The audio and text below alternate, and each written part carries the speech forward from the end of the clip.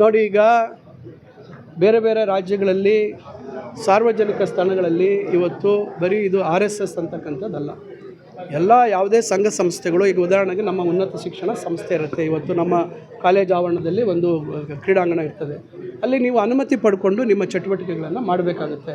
ಇವತ್ತು ಪಾರ್ಕ್ ಇರ್ತದೆ, ಸಾರ್ವಜನಿಕ ಪಾರ್ಕ್, ಅಲ್ಲಿ ಎಲ್ಲ ಜಾತಿ ಧರ್ಮದ ಜನ ಇವತ್ತು ಅಲ್ಲಿ ಬರ್ತಾರೆ. ಅಂಥದ್ರಲ್ಲಿ ನೀವು ಅಲ್ಲಿ ನಿಮ್ಮದೇ ಆದಂಥ ಕಾರ್ಯಚಟುವಟಿಕೆಗಳನ್ನು ನೀವು ಮಾಡುವಂಥದ್ದು ಎಲ್ಲೋ ಒಂದು ಕಡೆ ಇದು ಇಟ್ಸ್ ಅಬ್ಜೆಕ್ಷನಬಲ್ ಥಿಂಗ್. ಸ್ವಲ್ಪ ಶಿಸ್ತಿರಲಿ, ನಾಳೆ ಬೆಳಗ್ಗೆ ಅನುಮತಿ ತೊಗೊಳ್ಳಿ, ಅನುಮತಿ ಪಡ್ಕೊಂಡು ಯಾರ್ಯಾರು ಅವರವರ ಚಟುವಟಿಕೆಗಳು ಮಾಡುವಂಥದ್ದಕ್ಕೆ ಯಾವುದೇ ಅಭ್ಯಂತರ ಇಲ್ಲ. ಆದರೆ ಸ್ವೇಚ್ಛಾಚಾರ ಅಂದ್ಕೊಂಡು ನಾವು ಎಲ್ಲಿ ಏನು ಬೇಕಾದ್ರೆ ಮಾಡ್ಬೋದು ಅಂತಕ್ಕಂಥದ್ದಕ್ಕೆ ಕಡಿವಾಣ ಹಾಕಬೇಕು. ಆ ರೀತಿ ಆಗಬಾರ್ದು ಅಂತಕ್ಕಂಥ ಸದುದ್ದೇಶ. ಇದು ಕೇವಲ RSS ಮತ್ತೊಬ್ಬರು ಅಂತಕ್ಕಂಥಲ್ಲ, ಇದು ಎಲ್ಲರಿಗೂ ಅನ್ವಯಿಸುತ್ತೆ. ನಾಳೆ ಮತ್ತೊಬ್ಬರು ಸಂಘ ಸಂಸ್ಥೆಯವರು ಆ ರೀತಿ ಒಂದು ಮಾಡ್ತಕ್ಕಂಥ ಚಟುವಟಿಕೆಗಳು ಮಾಡುವಂಥದ್ದಕ್ಕೂ ನಿರ್ಬಂಧ ಇದೆ. ಇದು ಒಂದು ರೀತಿ ಶಿಸ್ತನ್ನು ತರ್ತಕ್ಕಂಥ ಉದ್ದೇಶದಿಂದ ಅದನ್ನು ತರಲಾಗಿದೆ. Thank you.